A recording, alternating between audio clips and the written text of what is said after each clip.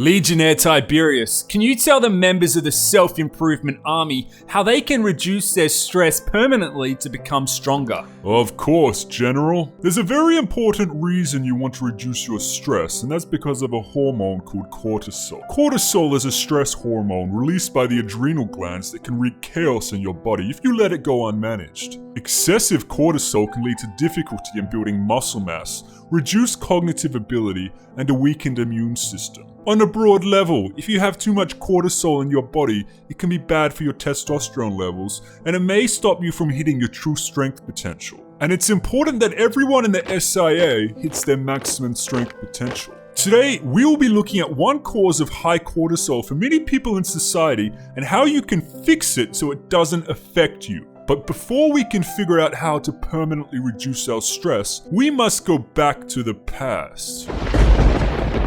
In the ancient world, stress hormones such as adrenaline and cortisol were a human's best friend.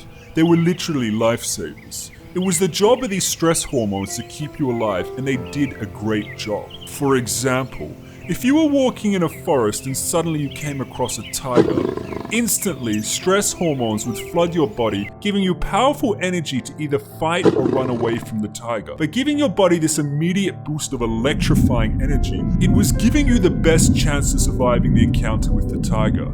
The release of these stress hormones such as cortisol, adrenaline, and others were very beneficial for your survival purposes. The stresses in these ancient times were generally temporary, linked to a real-life endangering encounter. But something strange and challenging has occurred in the last century or so that hasn't been helpful for stress in humans. What's that, Tiberius? The rise of technology and the never-ending rise of chronic stress in society. You see, Legionnaire Abhinav, the rise in news networks and the internet has given humans the possibility of now plugging into the never-ending fear matrix. Humans pay special attention to anything fearful because it was fear that helped them survive dangerous events. The same hormones of cortisol and adrenaline that were produced in the tiger encounter in the past can be chronically elevated in people who consume too much fear. And for the health of your body and mind, it's important to analyze how much fearful content you consume and whether it's actually good for you or not. What do you mean, Tiberius? Well, Legionnaire Ferrari, news networks have figured out that fear sells. Have you ever noticed if you turned on the news, it's mostly negative things coming through your screen, and not that much positive? How so? It doesn't matter where you are in the world, the news stations always seem to report the same events in an endless manner.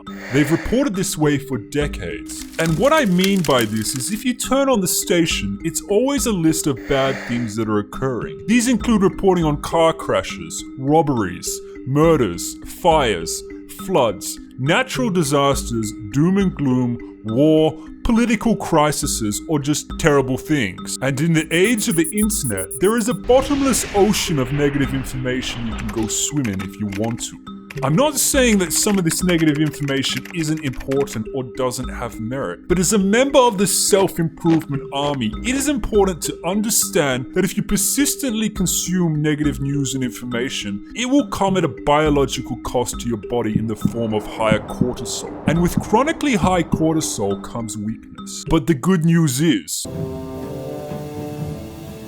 in the Self-Improvement Army, there is nothing we cannot overcome on this journey upwards. One of the most important things to understand is your mind works like a movie projector. What videos, thoughts, and ideas you put into your mind, your body will end up feeling. Put happy, positive, and uplifting thoughts into your mind, and you will feel happy, uplifted, and motivated. This is why General Trajan and Legionnaire Tiberius will always act as a beacon of light and hope to make sure the Legion is always motivated and marching forward. That's right, Tiberius. But if you start to put an endless stream of negative news, videos, thoughts, and ideas into your mind, you will start to feel worried and anxious. And with stress and worry, those same ancient stress hormones which saved you from the tiger in the past now turn into your enemy and slowly and chronically eat away at your health. Many people in life tune into negative news without really thinking about the consequences it does to their bodies and stress levels. Do you really need to sit down and watch the nightly news to learn about the car crash, the bank robbery, the murder, the flood occurring 10,000 miles away, or a political crisis? Remember that much of the news operates on selling fear. The more fear, the more the audience tunes in and the more profits the news companies make. The key lesson here is to keep abreast of information that is relevant to you and information that you can actually act on, but at the same time minimize or eliminate any negative news or videos that is bad for your health that you cannot control.